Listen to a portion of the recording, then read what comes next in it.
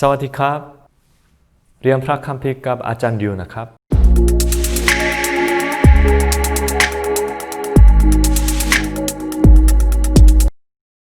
วันนี้เราจะศึกษายุคของผู้วินิจฉัยโมเสสก็ได้นำชนชาติอิสราเอลไปถึงถิ่นทุรกันดารโมอาบแล้วแต่งตั้งโยชูวาเป็นผู้นำคนใหม่นะครับแล้วโยชูวาก็ได้นำพวกเขาเข้าไปแผ่นดินคานาอันแล้วก็ได้ยึดแผ่นดินของคนคานาอันเพราะฉะนั้น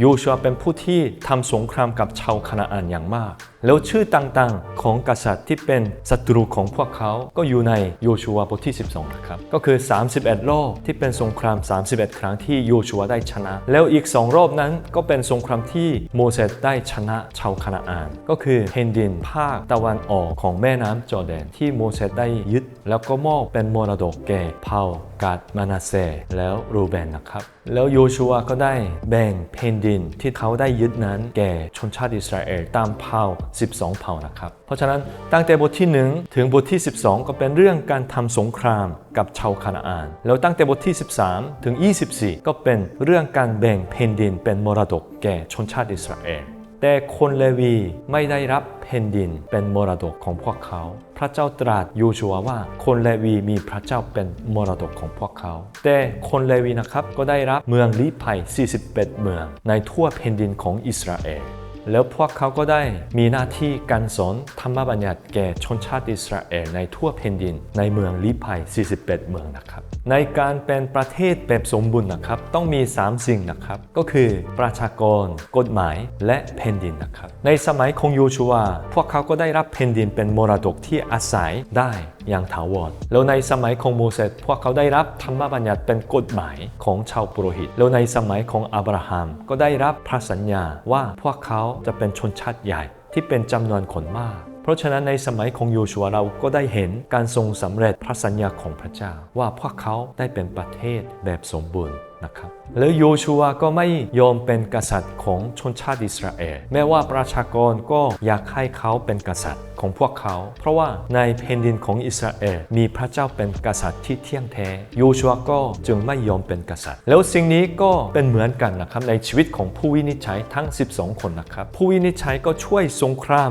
และชนชาติอิสราเอลก็ได้ชนะต่อศัตรูทุกครั้งเพราะฉะนั้นประชาชนก็อยากให้ผู้วินิจฉัยเป็นกษัตริย์ของพวกเขาแต่ผู้วินิจฉัยทุกคนไม่ยอมเป็นกษัตริย์เพราะว่าในแผ่นดินอิสราเอลก็มีพระเจ้าดำรงเป็นกษัตริย์ที่เที่ยงแท้และผู้วินิจฉัย12คนก็ถูกเลือกตามเผ่าต่างๆนะครับไม่ใช่คนเผ่ายูดาห์เท่านั้นคนเลวีเท่านั้นแต่พระเจ้าเลือกคนธรรมดาเพื่อช่วยชนชาติอิสราเอลในการสงครามแล้วพวกเขาก็ชนะแล้วผู้วินิจฉัยก็กลับไปทำอาชีพเดิมเป็นคนธรรมดาด้วยตั้งแต่โอนอีเอลเอฮูเดโบรากิเดโอนิปตาซัมโซนนะครับที่เรารู้อย่างดีก็เป็นผู้วินิจฉัยทั้งสิ้นในผู้วินิจฉัยบทที่17 18 19มีเรื่อง2เรื่องที่เกี่ยวกับชีวิตของคนเลวีลักษณะของคนในยุคของผู้วินิจฉัยพระคัมภีร์ก็เขียนไว้ว่าทุกคนทำตามใจชอบของตัวเองคนเลวีก็เหมือนกันนะครับเพราะฉะนั้นคนเลวีคนหนึ่งก็ไปหาอาชีพที่เก็บเงินได้อย่างมากแล้วก็มีครอบครัวของมีคา